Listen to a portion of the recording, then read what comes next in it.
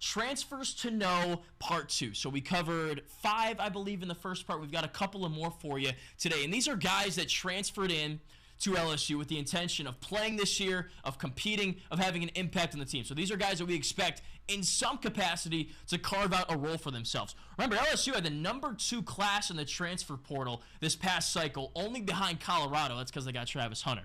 So here's some of the guys that were in that class that could really step up big. Start with Aaron Anderson, bit of a hometown kid, attended Edna Carr in New Orleans, spent his freshman season at Alabama, only played in 1 game, redshirted, wasn't seeing the field. So, hops in the portal, now he's at LSU to help transform this offense, to kind of take that passing game I was talking about to the next level. And if you've been on social media the past few days, the X app, Instagram, this guy's been flying. And a lot of people have been talking about him too. He's going to appear in the slot, he's 5'8", 190, and he could take screen passes to the house. That's what he did in the video I saw on Twitter.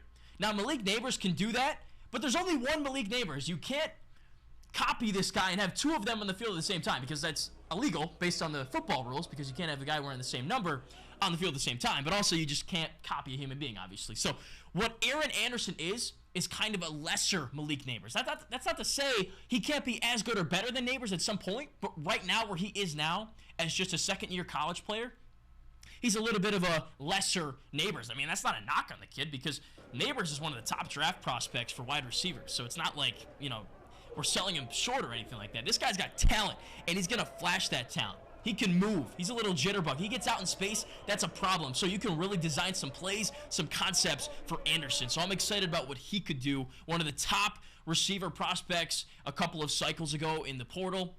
Or rather on the recruiting trail, and now in the portal, he was one of the top receivers that college teams could get and use for his services. All right, defensive side of the ball, we got a couple, and we got one more offensive guy too. How about Denver Harris, though? He's a guy that will probably be covering Anderson in practice, in fall camp here. Harris was a 5-star, huge recruit, just like Smith. Everybody wanted this guy out of high school. Ends up going to Texas A&M in their insane class that they brought in last cycle.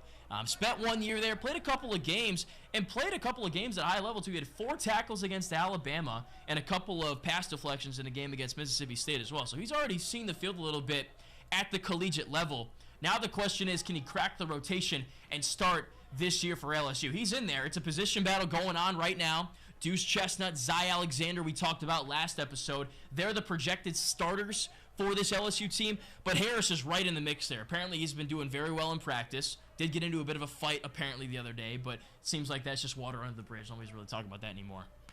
But I want to see if Harris can usurp that CB spot if Alexander or Chestnut struggle, because I talked about that maybe being a position battle going into the season. So Harris, with the pedigree he has, the playing experience he has, is a guy that could easily slot in at CB1, CB2.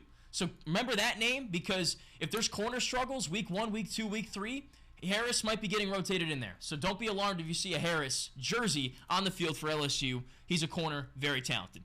Back to the offensive side of the ball, a name that most people don't know, but you should know, and you will know if there's problems in the offensive line for LSU this year. Mason Lunsford, extremely experienced guy, transfers in from Maryland. He started 24 games there, over 1,600 snaps as a Terp. He's not going to start at least week 1, but if there's an injury, if there's some shakeups that need to happen on that offensive line, Lunsford's going to be the first one to go in there because he's got experience starting at left guard, at center, even a little bit of tackle as well, mostly at the guard positions though. So last year, something I found interesting real quick was that LSU used 5 different offensive line combinations in the first 6 games, which means they weren't necessarily set on who they wanted to start. It seems like they are more so this year. But if someone's struggling and if someone gets injured, you can put Lunsford in. He's going to perform just fine. So that was an underrated, really good pickup in the portal. And we'll round out on the other side of the ball in the trenches with Jordan Jefferson.